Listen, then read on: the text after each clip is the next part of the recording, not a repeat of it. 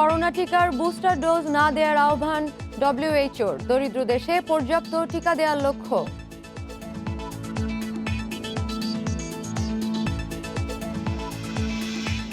দিল্লিতে ৯ বছরের দলিত শিশুকে ধর্ষণের পর মরদেহ পোড়ানোর অভিযোগ, বিচার দাবিতে বিক্ষোভ।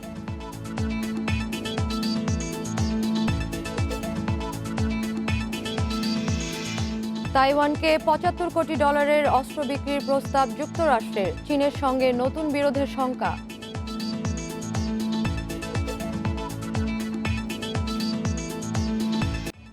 আমন্ত্রণ আন্তর্জাতিক খবর নিয়ে আমাদের নিয়মিত আয়োজন পূর্ব পশ্চিমে। আপনাদের সাথে আছে আমি সাদিয়া আফরিন।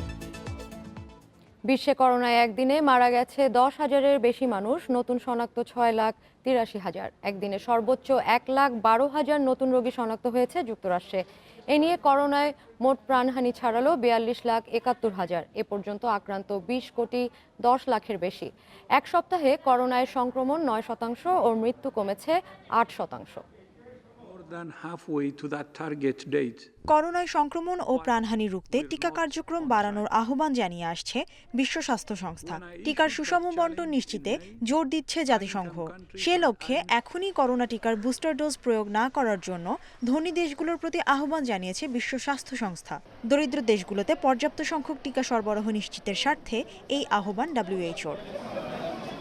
যুক্তরাষ্ট্রে ভ্রমণকারী সবার 2 ডোজ টিকা গ্রহণ বাধ্যতামূলক করতে যাচ্ছে দেশটির সরকার। ডেল্টা ভ্যারিয়েন্টের সংক্রমণ বাড়তে থাকায় বাইডেন প্রশাসন এই সিদ্ধান্ত নিতে যাচ্ছে বলে জানিয়েছে হোয়াইট হাউস মুখপাত্র। যুক্তরাষ্ট্রে এক সপ্তাহে 41% বেড়েছে সংক্রমণ, আর 36% বেড়েছে করোনায় প্রাণহানি। ফ্রান্সে অবস্থানরত যুক্তরাজ্যের যেসব নাগরিক টিকার 2 ডোজই নিয়েছে তাদের দেশে ফিরে কোয়ারেন্টিনে থাকতে হবে না বলে জানিয়েছে ব্রিটিশ সরকার। করোনা পরিস্থিতির কোনো উন্নতি হয়নি প্রায় 6 সপ্তাহ ধরে লকডাউনে থাকা অস্ট্রেলিয়ার সিডনিতে। বরং ডেল্টা ভ্যারিয়েন্ট ছড়িয়ে পড়ায় প্রতিদিনই হচ্ছে নতুন রেকর্ড। গত বছরের অক্টোবরের পর একদিনে সর্বোচ্চ 5 জনের মৃত্যু হয়েছে দেশটিতে। 12 থেকে 17 বছরের শিক্ষার্থীদের টিকা কার্যক্রমের আওতায় আনতে যাচ্ছে চীন সরকার। দেশটিতে করোনার সংক্রমণ বাড়তে থাকায় সরকারের এই সিদ্ধান্ত গ্রহণ। আগের তুলনায় জাপানে করোনার সংক্রমণ বাড়তে থাকায় আরও 8টি এলাকায় বিধিনিষেধ কড়াকড়ি করতে যাচ্ছে দেশটির সরকার। সংক্রমণের হার টোকিওতে সবচেয়ে বেশি। একদিনে সর্বোচ্চ 1,747 জনের মৃত্যু হয়েছে ইন্দোনেশিয়ায়। নতুন শনাক্ত 35,867 জন। দেশটিতে এক সপ্তাহে মৃত্যুর হার বেড়েছে 13%। ব্রাজিলে একদিনে মারা গেছে 1,118 জন, নতুন রোগী 40,000-এর বেশি। এদিকে ভারতে এক সপ্তাহে 5% বেড়েছে সংক্রমণ। তবে গত এক সপ্তাহে 1% কমেছে মৃতের সংখ্যা। Mushrifa Nusrat, independent news. ভারতে 9 বছর বয়সী দলিত সম্প্রদায়ের এক শিশুকে গণধর্ষণের পর হত্যা এবং মরদেহ পুড়িয়ে দেওয়ার প্রতিবাদে চতুর্থ দিনের মতো উত্তাল দিল্লি। ধর্ষকদের সর্বোচ্চ শাস্তি, মৃত্যুদণ্ড দাবি করেছে আন্দোলনকারীরা। শনিবার খাবার পানি আনতে বাড়ির কাছের শ্মশানে গিয়েছিল 9 বছরের মেয়েটি। ঘর থেকে 2 মিনিটের দূরত্ব হলেও পানি নিয়ে আর ফেরেনি সে। 8 ঘন্টা পর খবর আসে পানি আনতে গিয়ে বিদ্যুতায়িত হয়ে মৃত্যু হয়েছে তার। তবে বাবা মায়ের অভিযোগ, শ্মশানের পুরোহিত রাধেশ্যাম এবং তার 3 সহযোগী ধর্ষণের পর হত্যা করেছে তাদের মেয়েকে। ঘটনা ধামাচাপা দিতে পরিবারকে না জানিয়েই চিতায় তুলে দেয়া হয় মরদেহ। আমাদের কাছে কোনো আধার কার্ড বা অর্থ চাওয়া হয়নি। শ্মশানের পুরোহিত নিজ দায়িত্বে শেষকৃত্যের আয়োজন করে। আমাদের বলা হয়েছিল কাগজে সই করে বিষয়টি মেনে নিতে, কিন্তু আমরা তাতে রাজি হইনি। মেয়েটির মাকে হুমকি ও অর্থের প্রলোভন দেখিয়ে পুলিশ ডাকতেও বাধা দেয় পুরোহিত। তাদেরকে আটকে রাখা হয় শ্মশানে।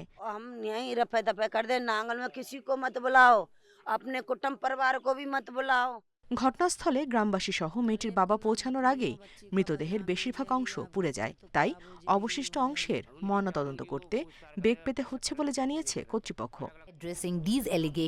নৃশংস এই ঘটনার প্রতিবাদে উত্তাল দিল্লির যন্তর মন্তর এলাকা। ধর্ষকদের সর্বোচ্চ শাস্তি, মৃত্যুদণ্ডের দাবিতে রাজপথে নানা শ্রেণী পেশার মানুষ। তাদের অভিযোগ, তথাকথিত উঁচু বর্ণের মানুষ হওয়ায় পার পেয়ে যাচ্ছে পুরোহিত সহ অভিযুক্তরা। দোষীদের বিরুদ্ধে মামলা করেছে শিশুটির পরিবার। এই ঘটনার সুষ্ঠু বিচারের আশ্বাস দিয়েছেন দিল্লির মুখ্যমন্ত্রী অরবিন্দ কেজরিওয়াল। ভারতে দলিত সম্প্রদায়কে সবচেয়ে নিচু বর্ণ হিসেবে গণ্য করা হয়। দেশটির সমাজে তাদের অবস্থা বেশ শোচনীয়। এর আগে উত্তরপ্রদেশে দলিত সম্প্রদায়ের আরেক তরুণীর ক্ষেত্রেও একই ধরনের ঘটনা ঘটে। Nusrat Serin, Independent News. তাইওয়ানকে $75 কোটি অস্ত্র বিক্রির প্রস্তাব করেছে যুক্তরাষ্ট্র। বুধবার কংগ্রেসকে এ বিষয়ে অবহিত করেছে বাইডেন প্রশাসন। যুক্তরাষ্ট্রের এই পদক্ষেপে চীনের সঙ্গে নতুন করে উত্তেজনা উস্কে যাওয়ার আশঙ্কা করছেন বিশ্লেষকরা। তাইওয়ান রিলেশন অ্যাক্টের অধীনে দীর্ঘদিন ধরে অস্ত্র সরবরাহ করে আসছে যুক্তরাষ্ট্র। যদিও এই পদক্ষেপের ঘোর বিরোধিতা করে অভ্যন্তরীণ বিষয়ে হস্তক্ষেপ না করতে যুক্তরাষ্ট্রকে সতর্ক করে আসছে চীন। গত বছর অক্টোবরে তাইওয়ানকে $180 কোটি অস্ত্র সরবরাহের প্রস্তাব কংগ্রেসে পেশ করেন তৎকালীন মার্কিন প্রেসিডেন্ট ডোনাল্ড ট্রাম্প। এছাড়াও বিভিন্ন সময়ে তাইওয়ানকে যুদ্ধবিমান, অ্যান্টি এয়ারক্রাফট মিসাইল, টর্পেডো সহ $1300 কোটি সামরিক সহায়তার অনুমোদন দেয় ট্রাম্প প্রশাসন। তাইওয়ান নিজেকে স্বাধীন রাষ্ট্র হিসেবে দাবি করলেও চীনের দাবি হংকংয়ের মতো তাইওয়ানও তাদেরই অংশ।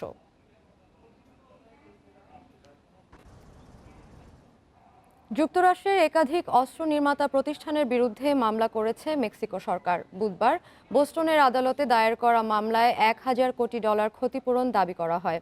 মেক্সিকো সরকারের অভিযোগ, মার্কিন প্রশাসনের আগ্নেয়াস্ত্র ক্রয় ও বহন সংক্রান্ত ঢিলেঢালা নীতির কারণে অবৈধভাবে অস্ত্র পাচার হয় মেক্সিকোতে, যার পুরোটাই যায় মাদক চোরাকারবারিদের হাতে। এই অস্ত্র পাচারের কারণেই মেক্সিকোতে নানা সহিংসতায় হাজারো মানুষের মৃত্যু হচ্ছে বলেও অভিযোগে বলা হয়। Smith and Wesson, Barrett firearms, Sturm সহ শীর্ষ অস্ত্র নির্মাতারা আছে মেক্সিকোর অভিযোগের তালিকায়। যুক্তরাষ্ট্র থেকে মেক্সিকোতে প্রতি বছর 5 লাখ অস্ত্র পাচার হয়। এগুলোর প্রায় 3.5 লাখ তৈরি করে অভিযুক্ত প্রতিষ্ঠানগুলো। যদিও এ বিষয়ে এখনও কোনো মন্তব্য করেনি অস্ত্র নির্মাতা প্রতিষ্ঠানগুলো।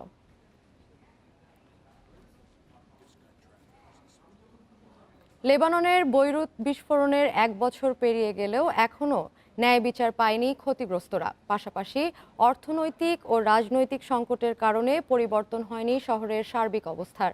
এদিকে 1 বছর পর তদন্তে ইতি টেনে সরকারের দায়িত্বে অবহেলার প্রমাণ পাওয়ার দাবি জানিয়েছে মানবাধিকার সংস্থা হিউম্যান রাইটস ওয়াচ।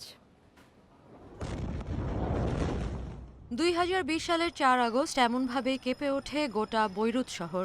বন্দর এলাকার একটি রাসায়নিক গুদামে সূত্রপাত হয় এই বিস্ফোরণের, যেখানে 6 বছর ধরে 2750 টন নিষিদ্ধ অ্যামোনিয়াম নাইট্রেট মজুদ রাখা হয়েছিল।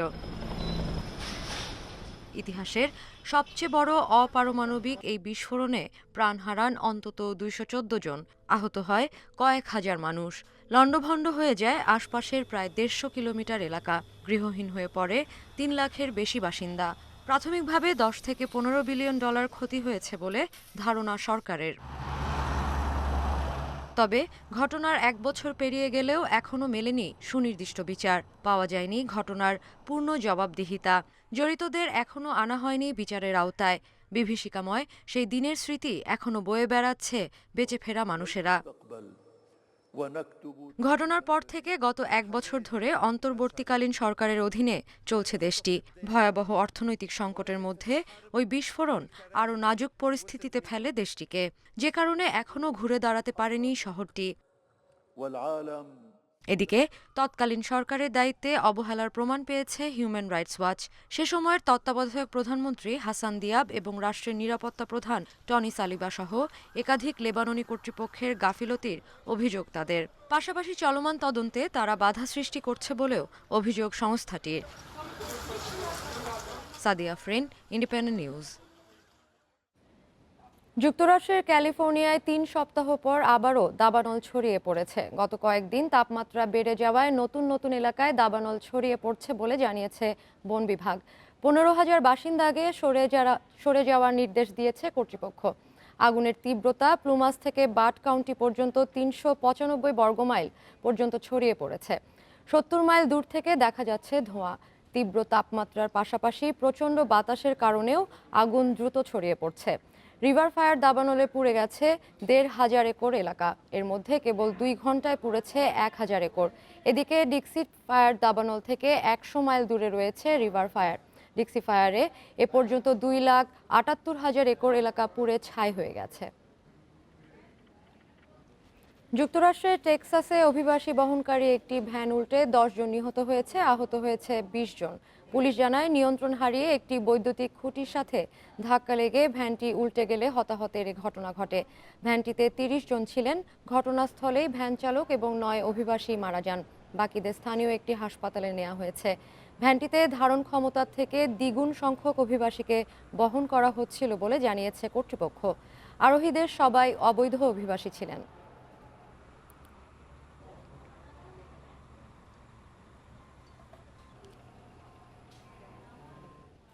টোকিও অলিম্পিকে কোন দেশ কয়টা মেডেল পাচ্ছে তা নিয়ে চলছে বিস্তর লেখালেখি, কিন্তু অনেকেই জানেন না এই মেডেলের নেপথ্যের কাহিনী।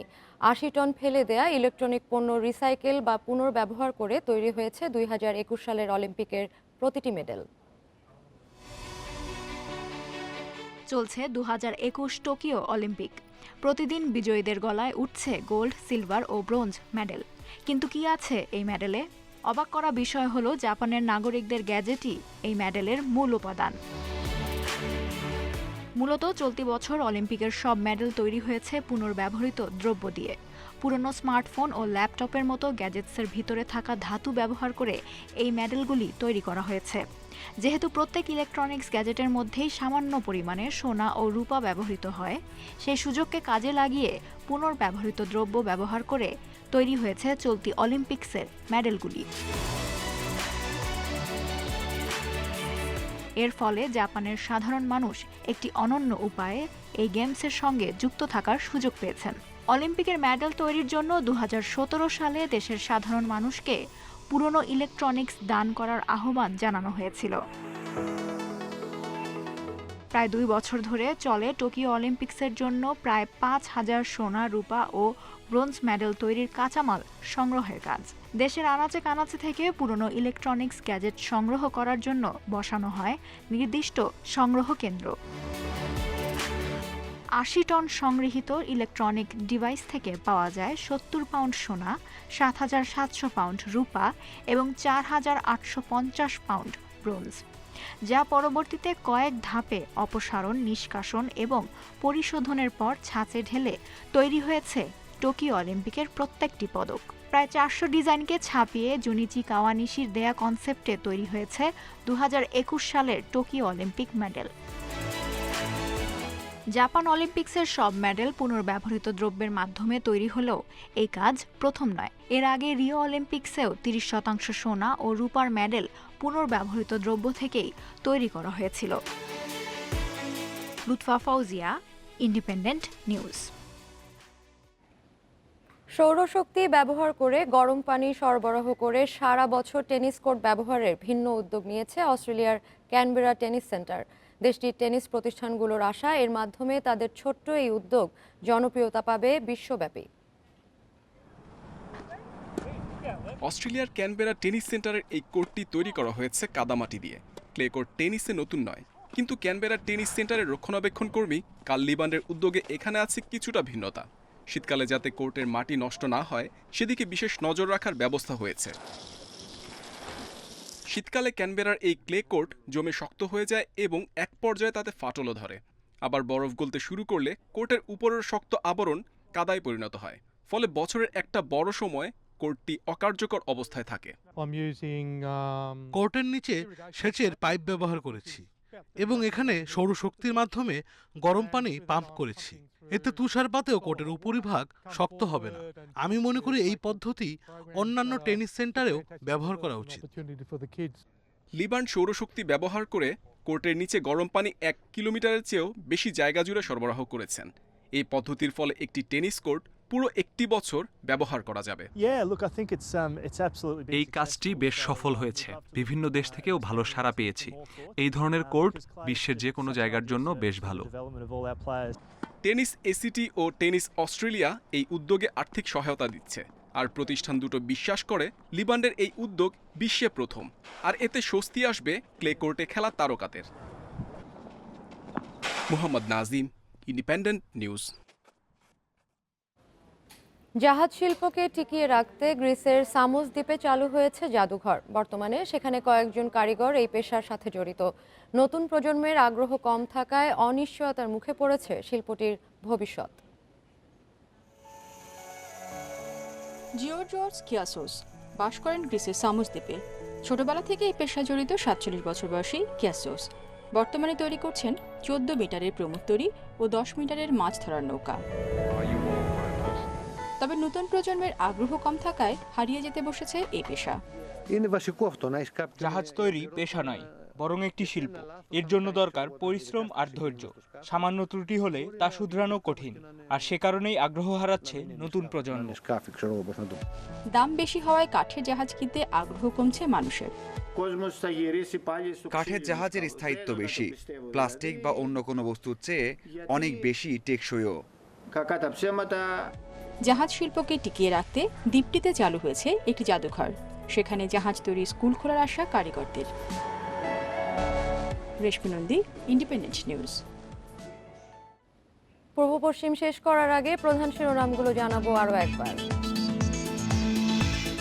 করোনা টিকার বুস্টার ডোজ না দেওয়ার আহ্বান ডব্লিউএইচওর। দরিদ্র দেশে পর্যাপ্ত টিকা দেওয়ার লক্ষ্য।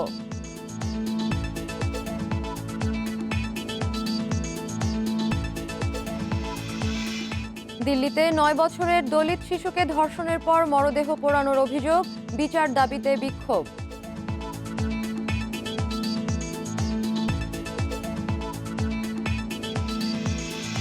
তাইওয়ানকে $75 কোটি অস্ত্র বিক্রির প্রস্তাব যুক্তরাষ্ট্রের। চীনের সঙ্গে নতুন বিরোধের শঙ্কা।